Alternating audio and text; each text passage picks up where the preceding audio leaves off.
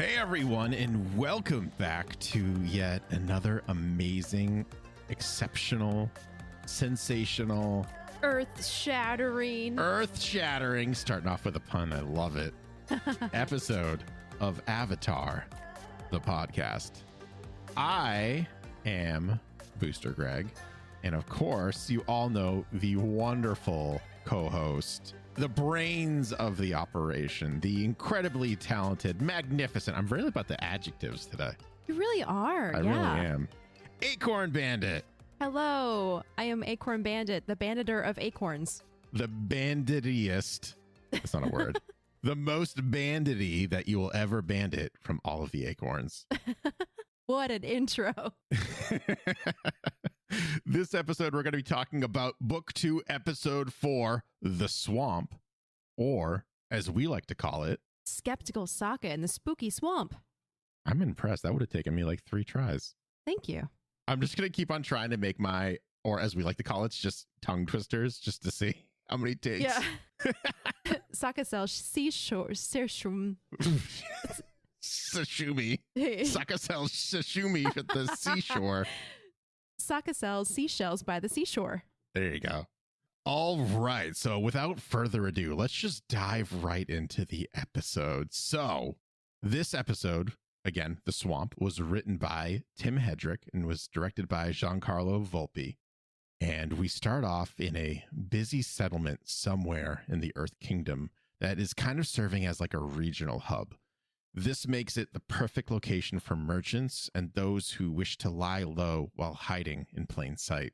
And this is exactly what Zuko and Iroh are doing. The fugitive prince and his uncle are sitting on the streets and asking for spare coin from anyone who passes.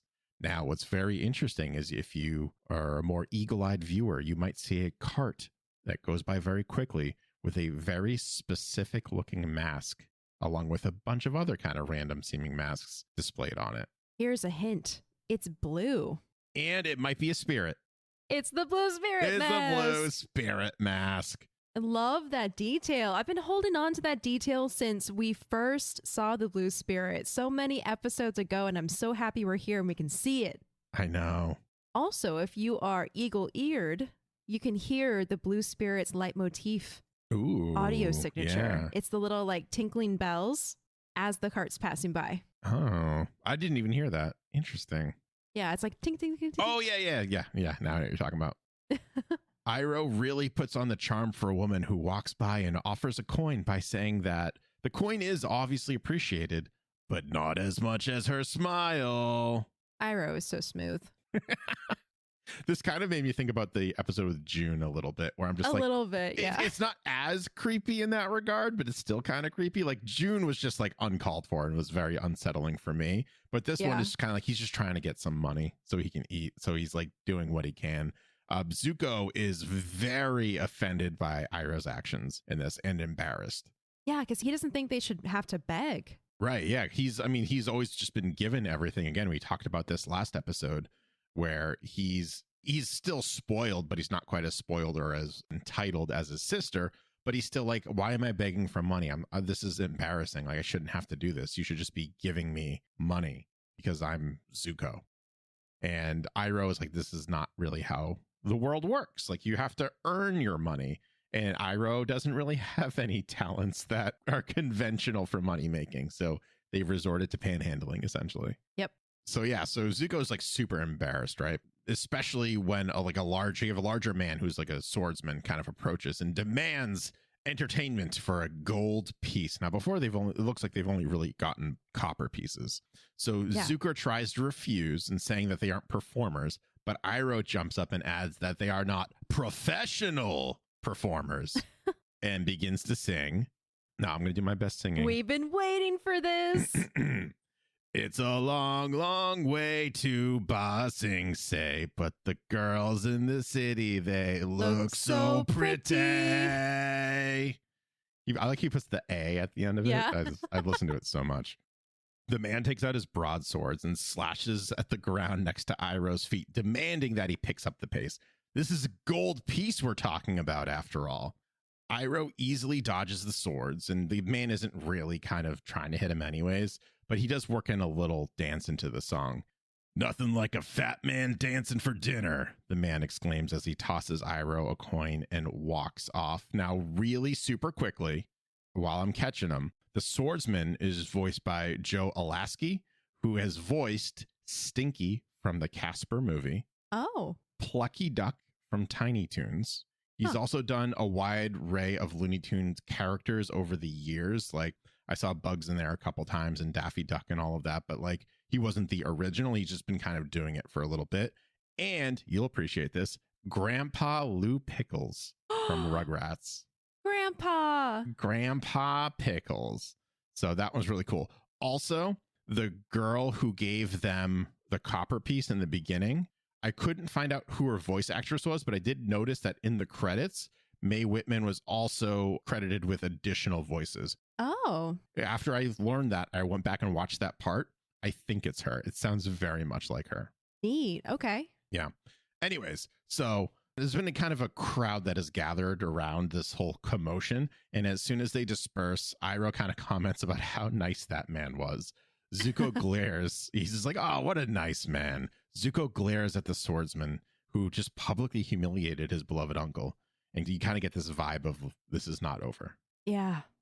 The song, fun fact about the song is it sounds similar to the song It's a Long Way to Tipperary, I think is how that's pronounced. I listened to a little bit of that song. It does. It's like, it's weird because Tipperary is the original, but Tipperary feels like a bad knockoff of the Ba Sing Se song, which is probably actually just the other way around. Yeah. That's funny. Yeah. Yeah. It's like Tipperary. Yeah. However like you say it. Yeah. It's super similar. It's just slightly off.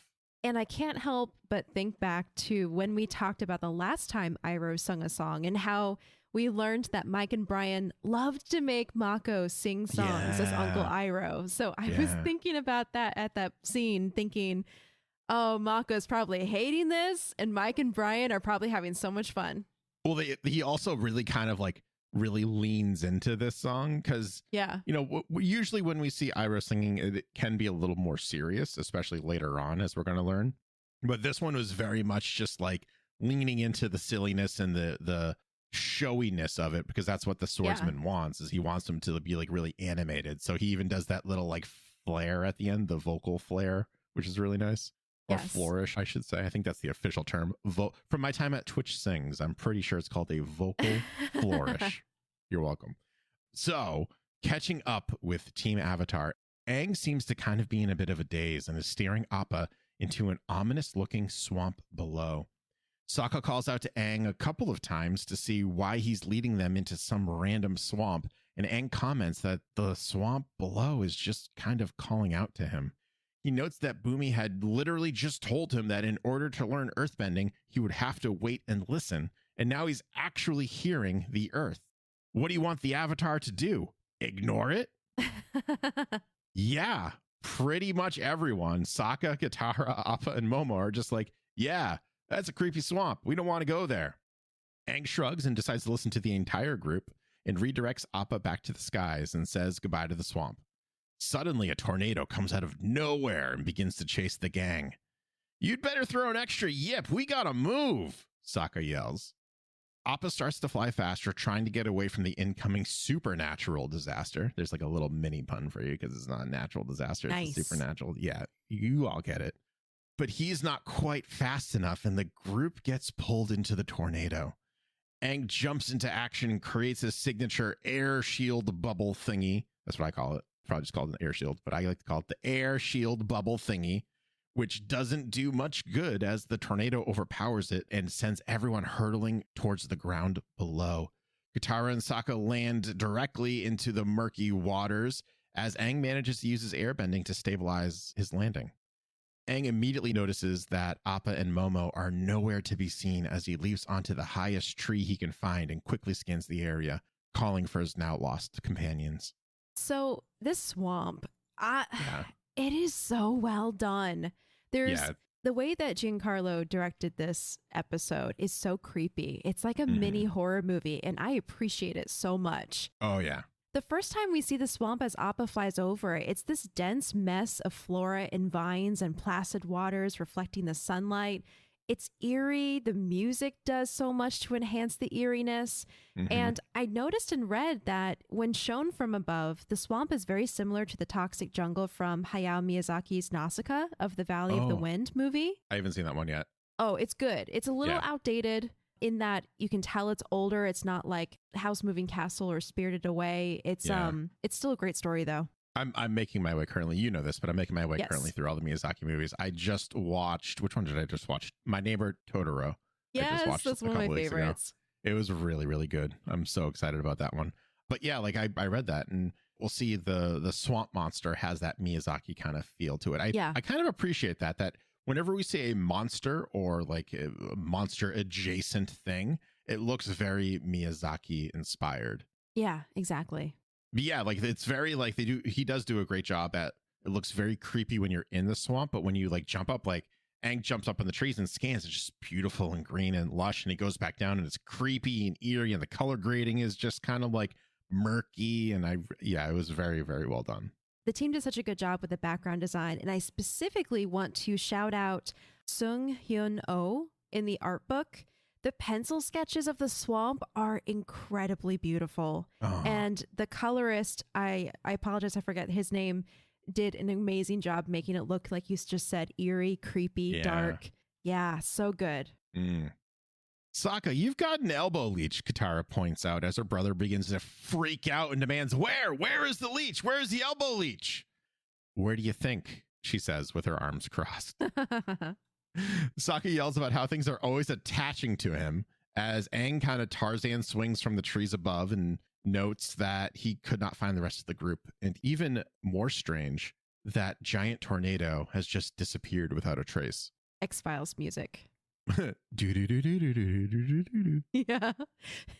Everyone looks deep into the void of the swamp as creepy music leads us to Appa and Momo, where Appa has gotten himself tangled mid-air in vines. Momo jumps into action and frees the air bison, but when Appa tries to fly away again, he finds himself tangled. Yes, again, in the vines of the swamp.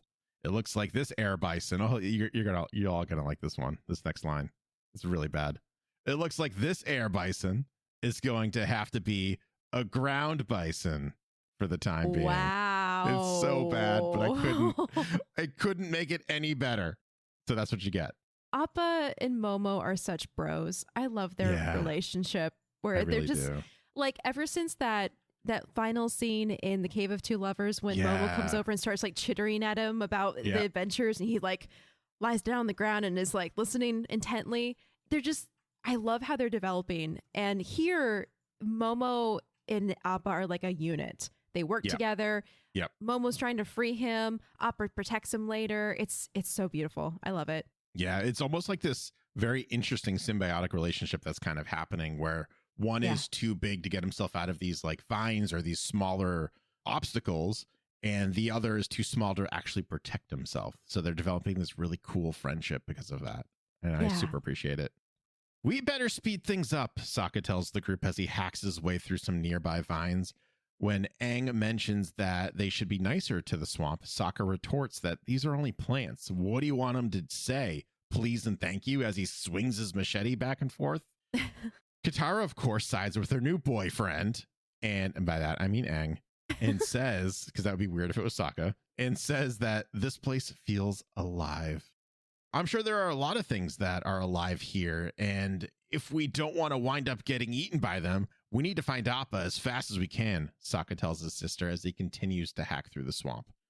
What Team Avatar doesn't know is they are being watched by someone or something. Ooh, it's a ghost. It's a good ghost. There's a lot of Scooby-Doo similarities I found in this, so I'll be pointing those out. Yeah. Nice. Back with Appa and Momo, the two friends are making their way on foot when two of them reach a dead end in the route. Or the root. R-O-O-T. Oh, wow. R-O-U-T. We're at that caliber of puns right now. Yeah. You're welcome. Appa collapses to the ground in fatigue and frustration. Momo takes out the bison whistle and begins to blow it, which Appa does not appreciate one bit. Why would you do that, Momo? You're right next to him. Ow. I don't know what was going on in his brain, but like he blows it a second time and then Appa just whacks him with his tail and knocks him out. He's like, that's enough. I wonder if that was his version of Yip Yip. Like, come on, let's go. Maybe, but he knows that he can't fly away. Yeah, I don't know. It was weird. Like my brain went to maybe if he thinks if they blow the whistle. So if Aang blows the whistle and gets Appa, if Appa blows the whistle, does he get Aang? Oh, like, is that would be cute reverse? if that was his reasoning. Yeah, that was like my headcanon. I don't know if that was actually what was going on through Momo's head. Anyways, day turns to night as Team Avatar continues to make their way through the swamp. Katara yells for Appa and Momo, which Sokka finds useless since there's no way that they are going to be able to hear them. Sokka tells the group that they should set up camp for the night as bugs pick at Sokka. I can relate to this 100%, by the way. Because whenever I go, I don't go outside often. But when I do, I get bitten alive by mosquitoes. That's so funny because mosquitoes don't like me. Oh, they love me. That's why I got that, like, I don't know, maybe that sweet goodness, sugary blood, maybe. I don't know. Must be.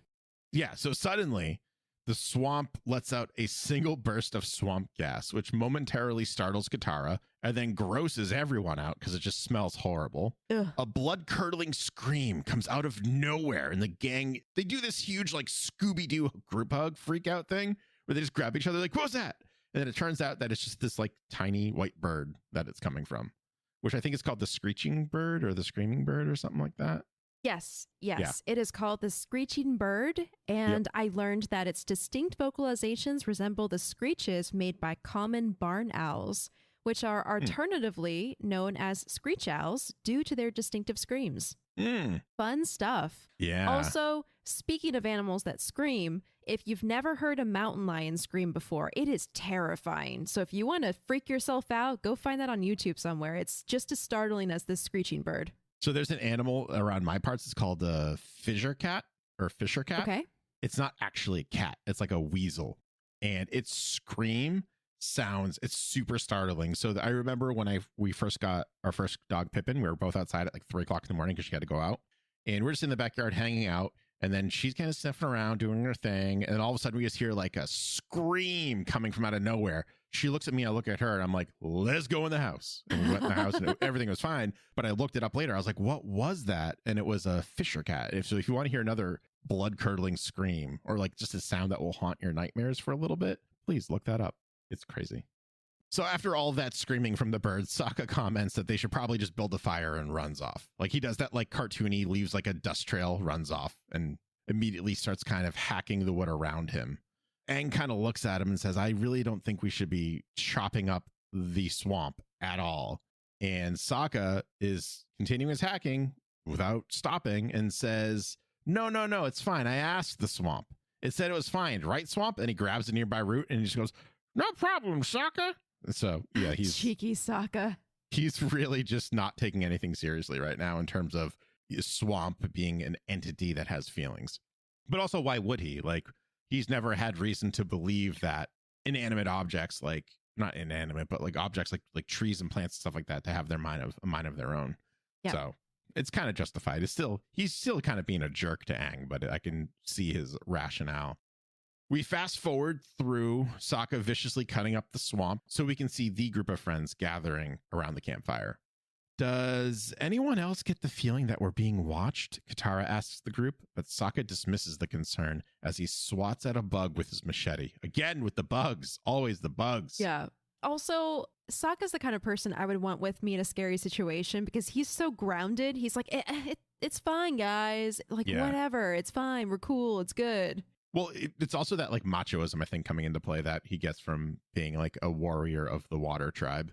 I think it's that he doesn't get scared of things that aren't physically in front of him. Like he doesn't get scared by concepts or the supernatural because it's not real and tangible in front of him.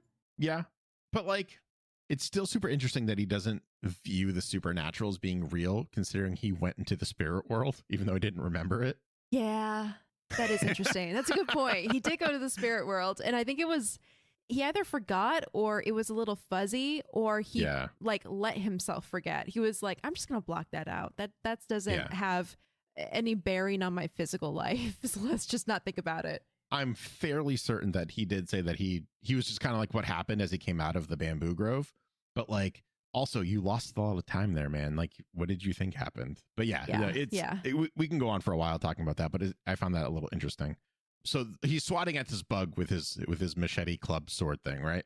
And the bug turns into a big ball of light, nearly blinding the group, and then flies into the woods, revealing that Katara was right, that they are being watched by dozens of now glowing, vicious eyes, which fade back into the darkness.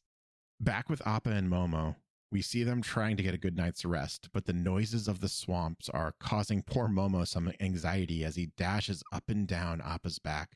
Appa opens his eyes very slowly and roars into the darkness, and all of the swamp noises immediately stop. Momo can finally sleep now. Or can he? As his eyes just like dart back open after like a second. This reminded me of Zuko with the seal lions, I think is what we decided to call them. Yeah. Remember when they were like, in the end of book 1, he found that secret passage that went into the Northern Water Tribe, and then they're all just barking at him, and he was like, quiet! And they all just stopped. It reminded me of that a little bit, that part. Yeah, except they never turtle chirped back seals? up. Yeah, the turtle seals, thank you, yeah. Jumping right back to where we left our heroes, 3 friends have fallen asleep on top of each other. 3 vines make their way towards the group and wrap themselves around each member of the party. By the time they wake up, it's too late, and Team Avatar have now been separated from each other by the swamp itself. This was really creepy and super well done, like a horror movie, because the vines come in and they creep and crawl and wind their way around them and then yank them out into the darkness all at the same time. Yeah, it's like as soon as it tightens, everyone wakes up and then they're just dispersed. They're gone. Yeah. Sokka manages to cut himself free and fights the vines, who are now moving more like tentacles at this point. He struggles to keep his balance during the commotion and falls down into the swampy waters below and then runs off. Katara and Aang manage to free themselves as well using water and air bending. What's interesting here for me is that Katara and Sokka are using more destructive actions to free themselves. When Aang uses air bending, he never actually breaks the vines. He uses it as like a way to separate himself and then just kind of like evades capture that way. Yeah, there is his pacifist roots. Yes. Showing. After the fighting ends, Aang realizes that he is nowhere near Sokka or Katara and is alone in the swamp. Somewhere in the swamp, 2 disheveled men who are dressed in green loincloths made out of the flora, let's say, of the swamp, and wearing leaves on their heads as hats, find one of Appa's footprints. They've never seen anything like this before, but they reckon it's pretty big based off of that there track there. With all of the evidence left behind, Toe, the shorter of the 2 men, states that only one thing can possibly be at the end of that there trail. Dinner. You don't touch a hair on Appa. No way. Speaking of Appa, he's floating lazily through the swampy waters while Momo chases a potential snack just ahead. Momo lands on what appears to be a stump or a tree root or something at first, but then after a moment turns out to be a catfish alligator thing. Also called a cat alligator. It's called a catigator specifically. Oh, thank you. Catigator. Yeah. But I still like my catfish alligator thing, who immediately tries to eat the lemur. Momo instinctively runs over to Appa, who swallows the gator and spits it out. I love it. Just like half of the gator is in Appa's mouth, and then Appa just like spits it out, and the gator kind of like stops for a minute and stares at him and just like kind of weighs the risk of getting a snack versus living, and just kind of swims away. Yeah. So the cat gator, it's another hybrid animal, and it's a combination of a catfish and an alligator, and it has those physical characteristics of both. So it has these like funny little whiskers like catfish have, and then the body of an alligator, which is fun. Yeah. Also, the team modeled Do and Tho, the swamp benders, after fellow Nickelodeon show creators Doug Ten Napel and Carlos Ramos. Following this, funny enough, was a bitter caricature war between Carlos and some of the Avatar crew. Oh, Because I no. think he took some offense to the less than flattering Yeah. character design. And so some of the drawings Mike and Brian report were just as unflattering that he did of them. Well, speaking of Do and To, they're both voiced by the same guy. Oh, interesting. Yeah, Carlos Alizraki. I'm sure I pronounced that wrong. He's Rocco from Rocco's Modern Life. No, that's cool. Also, Eduardo and Carlos from Hey Arnold. Okay. Winslow from Cat Dog, the little mouse that was like, like that one. And my favorite, Mr. Crocker from Fairly Odd Parents. Oh, He's the fun. teacher who's just like, Yes. Fairly Odd Parents. Yeah, that's him. That's It's great. great. Oh my gosh. Also, I wanted to talk about the way that they're speaking because this is where they have their first exchange and we can hear what they sound like as well as see what they look like. Yeah. In the English version of the series, the people of the Foggy Swamp Tribe, like Do and Tho, have a style of speech that resembles mannerisms heard in the Mississippi Delta, such as the Cajun twang of Louisiana's Atchafalaya Basin. I also want to give a special shout out to Yeathly here, who tweeted us and said that they were particularly excited about us getting to this episode because they come from that part of the country and nice. see a lot of similarities between the swamp people and their family. That's really funny. So, hey, Yeathly, Hi. thanks for tweeting us. I am going to say I like to do my amateur voice acting, and I'm going to have so much fun with Do To and Yes. Hugh as well. It's just, I just really like that there's representation for everyone in Avatar, including if you're from the Mississippi Delta South in America. Exactly. Yes, Yeah. I love that. So, somewhere else in the swamp, Katara is calling for her friends. Off in the distance, she sees a woman standing with her back facing Katara. When the waterbender gets closer, she kind of recognizes this woman. Is that her mother? Tears running down her cheeks, Katara runs towards the woman, yelling out for her mom. As soon as Katara puts her hand on the woman's shoulder, it's revealed that it's just a tree stump. No. Katara falls to her knees and weeps. And then Acorn wept. I thought you might. I had a feeling. I got emotional there, mostly because the tearful joy and then the crushing depression or like the crushing sadness got to me. Like, oh my gosh, it's emotional whiplash, but it's also so strong because that's how much Katara misses her mom, that even just seeing her, she logically knows that she's dead. She's gone. Yeah. It's not her. It can't be her. And yet for a moment, she was swept away into that what if and then was crushed when it was not the case. It's so heartbreaking. Speaking of heartbreaking, somewhere else in the swamp, Sokka is yelling for Aang and Katara while butchering the vines in his way and tripping as he does so. He trash talks the vines and then falls on his face to get a mouthful of swamp water. Gross. Ugh. Ugh. When he picks himself up, he sees the ghost of Yue off, or the spirit, I should say, of Yue off in the distance. Being the rational thinker, Sokka tells himself that this isn't real. Maybe it was the swamp gas he inhaled, or maybe he hit his head last night. No, it's the trick of the light. Yeah, that's got to be it. You didn't protect me, the spirit says. Sokka rubs his eyes and Yue is gone, and he sighs in relief. When he turns around, he is face to face with the spirit of Yue, which startles him as he falls back into the water. When Sokka looks around again, he notices the spirit has disappeared. Sokka pulls out his machete as a warrior would unsheath his weapon before a battle, and then moves on. I love that detail. That he collected himself, took out his weapon, and then kept on moving. He's like, something's not right here. And he's just like, I do what I can, do what I'm trained to do. And by that, I mean his like 1 day of training with the warriors of Kyoshi and whatever his dad told him when he was 7 years old, however old he was. Aang is looking for his friends as well in another part of the swamp when he notices a girl in a dress standing on a nearby hill, accompanied by a winged boar or a winged pig of some kind. When Aang calls out to the girl, she giggles and runs away. Now, is it just me, Acorn, or does she kind of look like someone we haven't met yet? Nope. She doesn't look like anyone we've met, Greg. No, you don't think so? I'm just crazy. This is a new person. That we haven't met her yet, but she looks familiar to me with the hair. I'm gonna give a Westworld reference here and say, Yeah. doesn't look like anything to me. Nice. Aang calls after the girl, who seems to be disappearing and reappearing all around the swamp. Aang tries to catch up using the vines to swing around, but it's no use. Back with Appa and Momo, the two friends are continuing their journey, floating down the river. They come to a halt when the two swamp men from earlier, along with several other new swamp people, block the path. Though, the man we saw earlier, licks his lips while Do, the other man from before, notices Momo.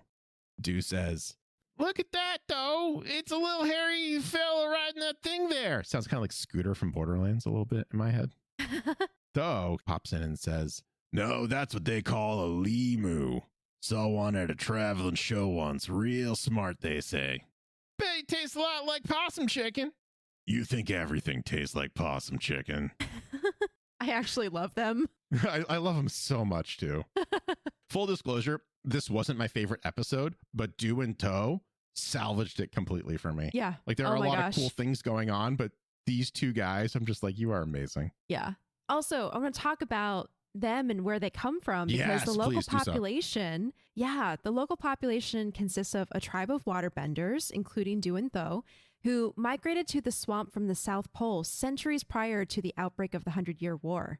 The tribe has developed a specialized bending style adapted for swamp use, and we see it here in this episode because the style differs significantly from conventional water bending in that it primarily involves rigid bending motions and the manipulation of plant life. So we see in a moment when they start moving their boats through the water, they're almost pinwheeling their arms in very stiff motions, almost like an airboat, right? Yeah. I think it's super interesting, too, that like this is, again, another instance of the black and white rules of bending kind of turning into gray a little bit, where they're plant bending, which one would think would kind of be a part of more associated with the earth than water, but it's not, because what they're doing is they're manipulating the water that are in the vines that we'll see later. So that's super interesting. Yeah, so smart. So the swamp people ease in just a little closer, but Appa takes off after Do tells the air bison that they just want to eat him. After getting scolded, Do flares his arms in an almost windmill-like fashion and starts to bend the water around the boat. The other boats match this movement, and holy crap, these guys are waterbenders. They're waterbenders. It's so interesting because, like you were saying before, they're just different. Yeah. Like, we've only seen, let's say, like Arctic and Arctic adjacent communities, right? So far. And these guys are, forgive the vernacular, but like hillbillies, essentially. They're right. Like that's what, like, they're over exaggerated. They're all of that, but they are completely different from this like higher class and seemingly educated people. Right. And you see it in their bending because there's like a formal style that is put on scrolls and passed down from master to pupil, and in a very structured kind of culture or population center like the Northern Water Tribe. But here you can really almost infer that this bending style came about through necessity. Yep. And probably being passed down from generation to generation, like a game of telephone, right? Yeah, like, exactly. So things get miscommunicated or misunderstood or misinterpreted. So the movement changes, but the results are still the same, because it's like if you're trying to teach yourself how to draw versus being taught how to draw. Right. It's like going to university versus being taught by like a parent, which that's exactly what I was picturing in this.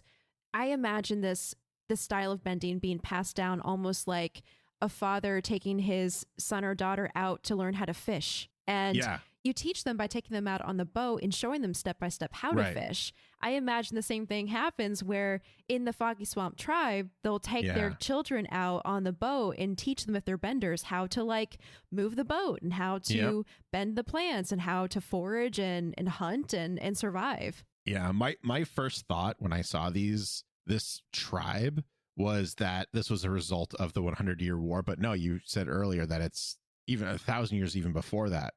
So I think it's very like that. It's just, I want to take a moment to point that out, is my first gut reaction, and maybe for other people as well, was that this is the Fire Nation's fault, which is also how everyone in that world actually thinks, is like, oh, something bad happened. Thanks, Fire Nation. Okay, moving on. Aang continues to follow the giggling girl through the swamp and asks for her name. When she disappears behind a plant curtain, Aang pulls it open and realizes that she has stopped running. Taking advantage of the break, he dashes towards her, only for the hallucination to fade and to reveal Katara. Aang accidentally crashes into her, which makes a loud noise that a nearby Sokka hears just a little too late as the two of them crash into the Water Tribe warrior. Hey, at least everyone's back together again. Yay. What do you guys think you're doing? I've been looking all over for you, Sokka yells, but his sister dishes it right back at him and yells that she's been looking for him. Aang admits that he was chasing some girl. Hearing this, Katara immediately asks, "What girl?" Aang admits that he didn't get a good look at her, but he heard laughing, and then he saw her in a fancy dress. Well, there must be a tea party here, and we just didn't get our invitations, Sokka sarcastically adds in an overly exaggerated, sarcastic tone. Again, Sokka's being very sarcastic. I don't know if I can reiterate that enough. Katara looks down and says, "I thought I saw Mom," which stops Sokka's sarcastic rant. Sokka tries to debunk their experiences by saying that they are all hungry, tired, and scared, so it's no wonder everyone saw something weird. When he lets it slip that he also saw something, Sokka admits that he thought he saw Yue. Sokka continues to say that he's been thinking about her all the time since the events of the Northern Water Tribe, and adds that Katara does think about their mom a lot. Which proves our theory. Yep. We called it. You called it. Yeah. That he's been thinking about her ever since, and that's been directly influencing his mood in all of the prior episodes. Yeah, and Chong and the gang helped him to become more Sokka-like because he's not being lazy. He's back to his normal self these past couple episodes. Yep. But still, like hearing him say this, I felt like, hey, my idea wasn't so crazy for once. Yay. But also I was crushed even more because it was just like, yeah, that really did affect you. It confirms his heartache. Yeah. Oh, no. So Aang interrupts Sokka and says, "What about me? I don't know the girl I saw," and then points out that all of their visions led them to this exact spot. The group realizes that they are quite literally in the middle of the swamp, the exact center where an enormous tree looms overhead. "It's the heart of the swamp. It's been calling us here. I knew it," Aang kind of tells the group. Let's talk about this tree. This is such a cool concept. So, yeah, at the center of the swamp stands this enormous, ancient banyan grove tree whose roots spread out over miles, as we're about to find out. Mm-hmm. The rest of the swamp grew by extending from the foundation of this tree, over time developing into one large living superorganism. The Foggy Swamp Tribe bases its philosophy on this phenomenon because they believe that, like the tree, all people of this world, no matter how different, retain the same roots and are branches of the same tree, as again, we are about to find out. Yeah. The swamp possesses deep spiritual qualities, including those weird weather patterns, visions of the past, present, and future, and that's all commonplace because this swamp is considered to be a spirit wild, which is something that we're going to continue to see in the series. Ooh. Well, Aang confirms that he knows that this is the heart of the swamp, and he knew that this is what has been calling them here. Sokka looks at him and goes, "It's just a tree. It can't call anyone. For the last time, there's nothing after us. There's nothing magical happening here." And as soon as Sokka finishes his thought, a large swamp monster emerges from the water with its arms raised above its head. And then we're going to cue another Scooby-Doo commercial break scream while hugging. You were saying, Sokka? This is one of my worst puns ever, and I'm very excited to share it. The swamp monster is composed or compost. Oh, wow. Greg. That is such a pun. Almost entirely out of vines, with a wooden face that it actually, to me, looks like the mask from Jim Carrey's The Mask. It has that same kind of like look to it. It's just like literally just made out of wood.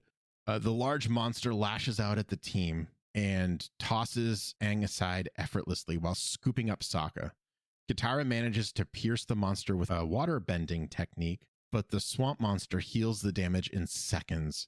Katara evades the monster's incoming attacks, Sokka still in its clutches. She manages to push the monster back with a wave of water. However, it is not long before she is launched away. Aang stops to watch her, giving the monster time to attack. Sokka is in the process of being absorbed into the chest of the monster when the scene changes to Appa and Momo running from the swamp men. Momo throws objects at them to slow them down. So you have the crown that Momo put on Katara's head. They kept it. They kept that. That was from the Blue book Spirit. One. Was it Blue Spirit? Or was it the Storm? It was the Blue Spirit. You're right. It was Blue Spirit. There is one of Sokka's shirts that Momo throws. So when Toe sees this, he says, "Now, what would a lemur need a shirt for?" Appa ducks under a large root, which knocks Momo off of his back. And before the lemur can recover, he finds himself captured in a bag by Toe. I have to say, this whole segment, I love their music, their theme music for the Swamp Benders. It's like, it reminds me of a one-man band. Okay, yeah. The most obvious example is like the chimney sweep from Mary Poppins. There's that one scene when he's in the park and he's like playing. Oh, yeah. He's got the drums and he's got like the cymbals on his feet and he's got a harmonica up by his mouth. Yeah, I know exactly. It's like that kind of concept. I have that in my head of like the boing, boing, boing, boing. That being one part of the one-man band. And also just like the vocals, the hoo. I love it. Meanwhile, back with the monster attack, Sokka is struggling with all of his might not to be absorbed into the monster, while Aang jumps on top and spins a tornado around its head, seemingly blinding the thing, as Katara jumps into action and uses her frost breath to freeze the surrounding area around Sokka, and then uses the swamp water to blow a hole right through their attacker and freeing her brother. Well done. I know. The monster recovers quickly and continues its attack on the team, and with a single maneuver, sends the avatar flying off back into the swamp. Seeing this, Katara rotates her arm around almost in like a circular motion and creates circular water blades, almost like buzzsaws, and continuously throws them at the monster. It is with this action that we are able to see there's actually a person underneath all of those vines, and he appears to be dressed similarly to the swamp men chasing Appa and Momo. "There's someone in there! He's bending the vines!" Sokka yells, and with one last slice, Katara cuts through the top of the vine armor. Aang jumps back right in time when Katara finds herself surrounded by vines and rips apart the vines with airbending. "Why did you call me here if you just wanted to kill us?" Aang yells. "Wait, I didn't call you here," the man answers and drops his guard completely. The man is shown to be only wearing a loincloth made out of leaves and has a gentle tone in his voice. Aang tells the man that they were flying over the swamp and he heard something calling out to him, telling him to land. Sokka adds that Aang is the avatar, so this is pretty much business as usual. When the man hears that Aang is the avatar, he instructs the group to follow him to the giant tree that rests in the middle of the swamp. This makes me laugh. He's like, "Oh, the avatar? Just kidding. Come with me. I'll help you." Follow me. Like, what? By the way, really quickly, this man, his name is Who, we're going to learn that in like 3 seconds, is voiced by William H. Bassett, who is Mr. Mills from The Karate Kid. So he is, what's her name? Elizabeth Shue's father. He's also, he's in the movie House of a Thousand Corpses where he played Sheriff Frank Houston. And he's also done voices for Diablo 3, Fallout 3, and Warcraft 3. A lot of threes. Wow. Yeah. He also is in Dallas, which I found very interesting, but I've never seen Dallas. So yeah, me neither. Old TV show. Too old for even me. That's what I say. Anyways, back here. So it's here in this, at this part that we learn that this man tells the team that he is the protector of the swamp and he protects it from people who want to hurt it. So when he saw Sokka hacking his way through the vines, he assumed that they were enemies of the swamp and needed to be stopped.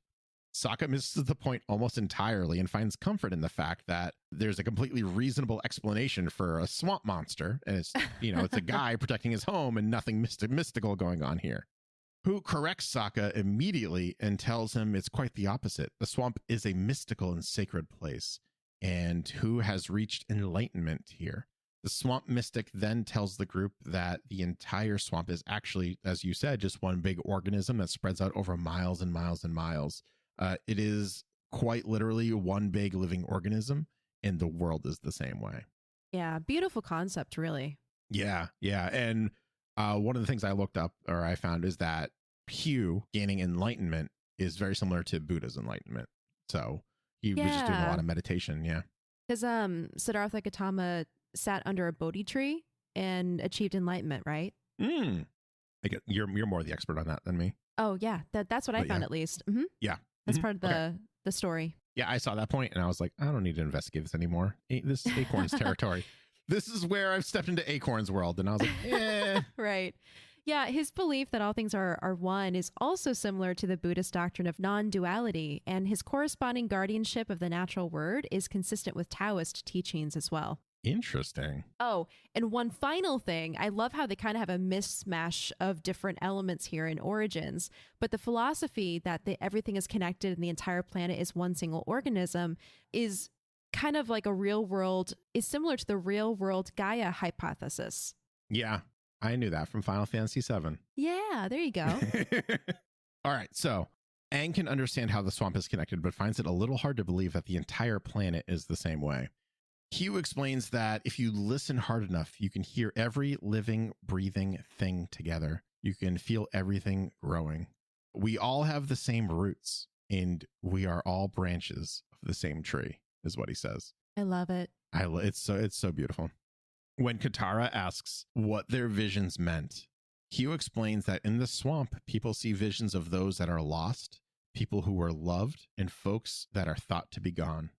What the swamp does with this is let the living know that they are still connected. After all, time is an illusion, and so is death. It's all time is wibbly wobbly, timey-wimey. Yeah. Yeah. Aang tells Hugh that he has never met his vision, and Hugh's only response is, well, you're the Avatar, you tell me. Aang is able to deduce that this is someone he will meet because time is an illusion after all, and Hugh nods. Sokka reminds his friends that Momo and Appa are still out there, and they need to be found. Aang immediately knows what to do.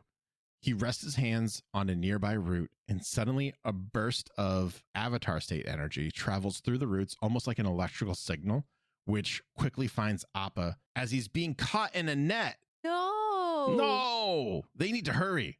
Back in the swamp, Tho is singing a song out loud, happy with what might be for dinner. Appa's captors are ambushed by Team Avatar, who frees Momo. Du bends water at Katara and Aang, who almost get into like a water bending stalemate. It just keeps them like going back and forth, like kind of like tug of war, but reverse if they're all pushing it. And that's when Katara realizes that Du is a water bender. Du excitedly exclaims that they must be kin. I love this moment.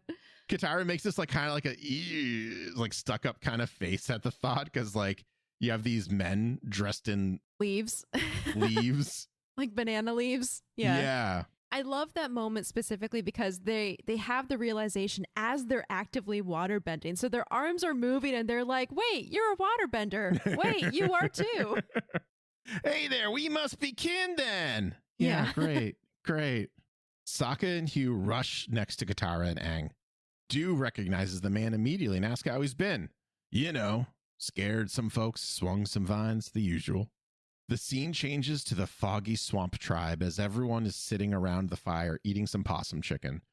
When asked if Sokka likes the meat, he replies that it tastes like Arctic hen, which is really funny considering what I think it was Du said earlier. Tastes like possum chicken. It's like possum chicken. Possum chicken and Arctic hen taste exactly the same. Love so basically, chicken tastes like everything in this world. Yep. Yeah. We learn here that the Catigator. So I'm going to say this here. I do not know if this is canon, but we've only seen one Catigator before. And I'm assuming this is the same one. Oh, you think it was Slim that they think encountered earlier? Yes. So I think that they have a pet Catigator. And I think Slim was just being Slim out in the world. I like that. I'll accept that headcanon. Because, like, think of it this way, too. So Slim, who is the Catgator pet of the Foggy Swamp tribe, sees Appa and Momo. And then moments later, they just so happen to stumble across the footprints of Momo and Appa. Yeah, no, that's a good point. It I think probably it was happened all around the same area, and that's where they were, and it was Slim. Yeah. Yeah. So in my head canon, that is Slim. Slim is the Catgator that we saw earlier. So we actually get to meet him kind of up close. And he's just part of the family. It's great. He's just sitting there around the fire with them. When Sokka tries to feed the gator his food, it bounces off Slim's nose. And I think it's Du says something like, Slim don't eat no bugs. Slim don't eat no bugs. That there's people food. So it's just a quick another side note. Is it bad that Slim is better trained than my dog Rusty right now with food? I mean, it says something. Yeah. Well, thanks, Acorn. Thank you. So anyways, Slim is named after one of the creator's 2 dogs, which I thought was love pretty cute. it. Yeah. After some small talk, we learned that the Foggy Swamp tribe members didn't know that there were other waterbenders in the world. Yeah, they're super isolated if that's the case. I mean, well, at the same time, it makes sense because on like the planet, there's the northern tribe at the North Pole, the southern tribe at the South Pole, and then the Foggy Swamp tribe, which is right in the middle in the Earth Kingdom like continent. So it would take a lot for them to travel to each other. Yeah. What's really cool too is like when you said earlier, 1,000 years ago, they kind of just left, right? Yeah, a few centuries ago, these people just like left, like whatever, I'm out of here. They actually landed in this swamp area because it had the most water, so they felt the most comfortable here. Yeah, they're basically the people who relocate to Florida in my mind. Yeah, which is actually very funny because I've been viewing them as Floridians quite a bit, if I'm being honest. Having grown up in Florida, I don't take offense. There's a lot of weird people in Florida. Yeah, so the other thing that's really funny about this little exchange is I think it's Toe asks like, oh, where are you from? Like what is it like? And they go, oh, it's like frozen and surrounded by ice. And he's like, no wonder you left. Yeah, exactly. That made me laugh. As if the swamp is any more hospitable, really. Like, yeah, it's either Arctic tundra or like remote, dangerous, murky swamp. Yeah. After all of this, Sokka still tries to rationalize the entire experience at the swamp and that nothing strange actually happened, explaining away the hallucinations as a result of food deprivation and Aang being shown Appa and Momo's location as Avatar stuff, quote unquote. And Avatar stuff doesn't count. That also made me laugh. There are a lot of one-liners in this episode that just made me laugh out loud. Yeah, it was ultimately like the structure of the show was kind of weird because there's a lot of jumping back and forth because they separated everyone into, there's really 3 storylines going on in this, possibly 4. So it was a lot of jumping, which is kind of a little weird for me, especially writing it up because it was like this and that. And I can't just keep saying the same thing over and over and over again, but that's what happens. Also, there's one thing that Sokka couldn't figure out, and it's that how Hugh made that giant tornado. Hugh tells the group that he can't do anything like that. All he really does is just bend the water and the plants. And then so Sokka is just like, well, no account for weather, and just like brushes it off. Like the one thing that actually like proves that there's something supernatural, Sokka's like, well, it can't be supernatural except for that one thing, which is the weather. So, you know, whatever. God, Sokka's such a diehard skeptic. I know. So the camera, Sokka says this, right? He's like, yeah, there's nothing weird going on here. And the camera zooms out and we see that same terrible screaming bird who lets out another blood-curdling scream, which actually, it doesn't sound as bad this time around. Yeah. To me, which I think is A, purposefully done, and B, is supposed to signify that we're getting used to it. That this place is no longer as scary as it once seemed. Yeah. But a tree root just slaps it away. So there is something supernatural going on here. Back in the river village, the swordsman who humiliated Iroh in the beginning of the episode is being stalked at night in a dark alley. Who's there?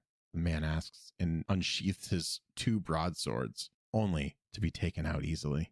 His assailant slowly walks up to the swords and picks them up to reveal the blue spirit. Heck yeah, the blue spirit's back! I love it so much. So I love that if you were watching this show, half paying attention, you would be like, how did he get that mask? And it's because it was on the cart. It's so good. It's so good. And I'm sure he got the mask from the cart, probably stole it, if we're being honest, because he doesn't have much money.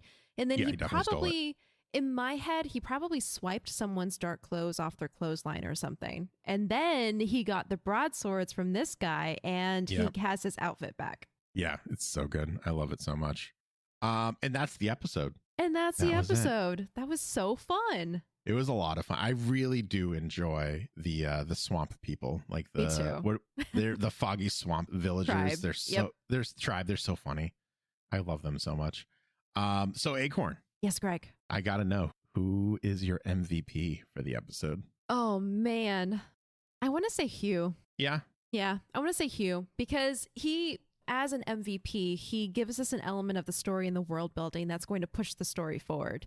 And while he did attack them at first, He then was a very good host. He helped them, he gave them information, and he was able to fill in some lore about the swamp that is going to come back into play later in the story. I don't want to pick the same person because we both picked the same person last time, but like I agree that he is actually the MVP of the episode. So if anyone's keeping track out there of the MVPs, you could probably just put that notch right there. Rob.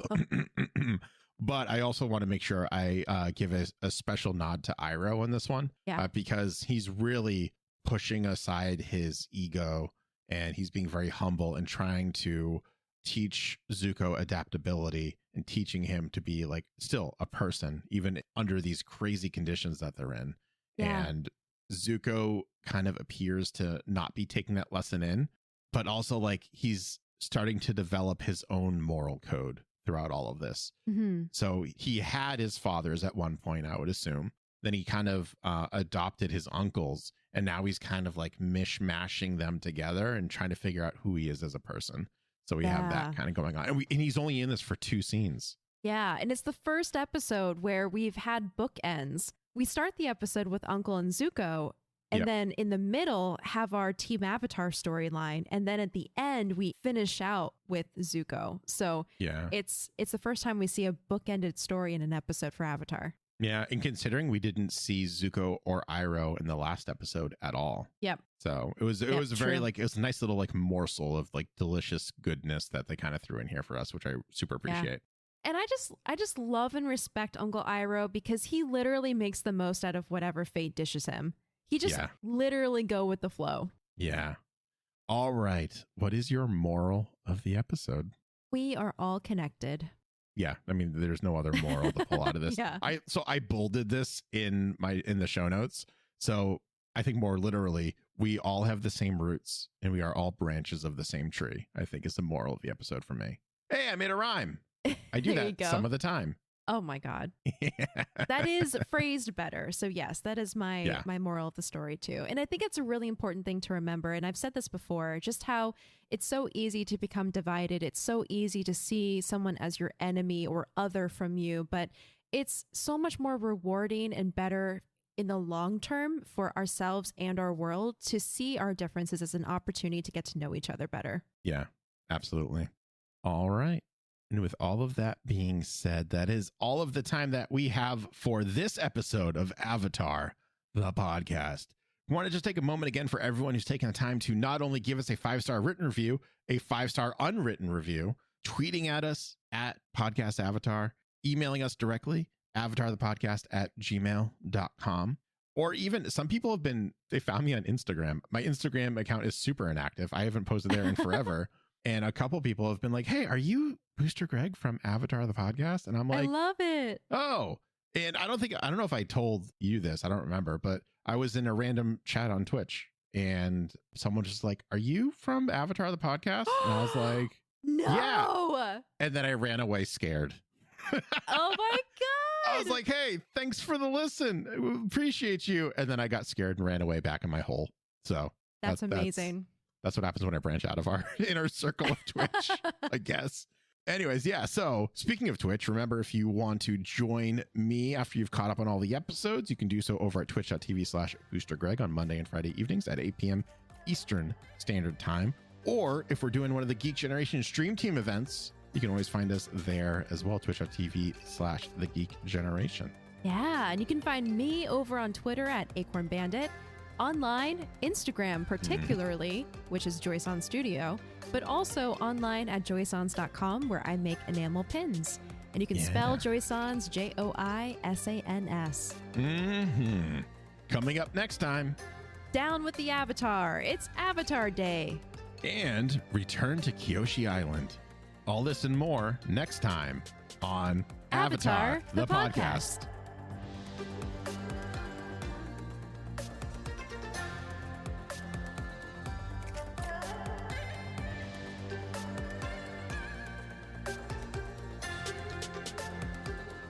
Avatar, the podcast, is a proud part of the Geek Generation Network.